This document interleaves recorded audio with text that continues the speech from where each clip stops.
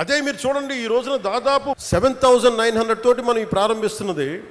నిజంగా మనకి నీళ్లు కలుషితం కాకుండా ఉండుంటే ఎన్నిటికి ఉపయోగించేవాళ్ళో మీకు తెలియదు.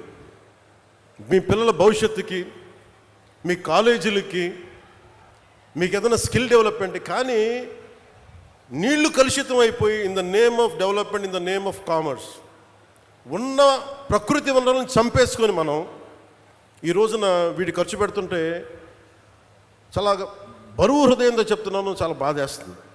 నా కోసం కాదు, మనందరి కోసం. బిడ్డలకి కనీసం ఈరోజు ఢిల్లీలో చూస్తే పొల్యూషన్ వచ్చేసింది.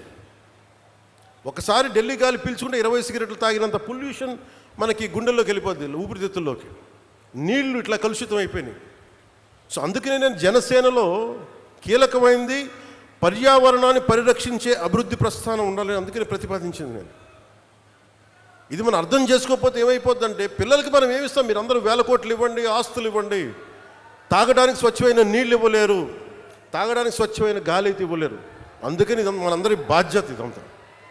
సో దాన్ని ప్రధానమంత్రి గారు ఈ రోజున మనకి ఇంత 1000 కోట్లు వచ్చినాయి అంటే ముందుగా మనం కృతజ్ఞత చెప్పుకోవాల్సింది ఒకే ఒక వ్యక్తి, గౌరవ ప్రధాని శ్రీ నరేంద్ర మోదీ గారు.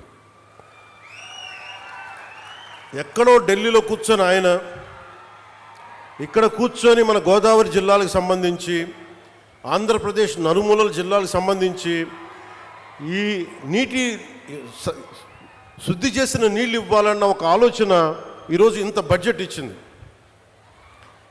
ఇది జేజేఎం, జల్ జీవన్ మిషన్. దీనికి ఇన్ని 1000 కోట్లు ఇచ్చారు. ఎందుకు లేట్ అయింది మీరు మాట్లాడితే మొన్న ఈ మధ్యన ప్రతిపక్షం లేని గత కాలపు ముఖ్యమంత్రి వారి పార్టీ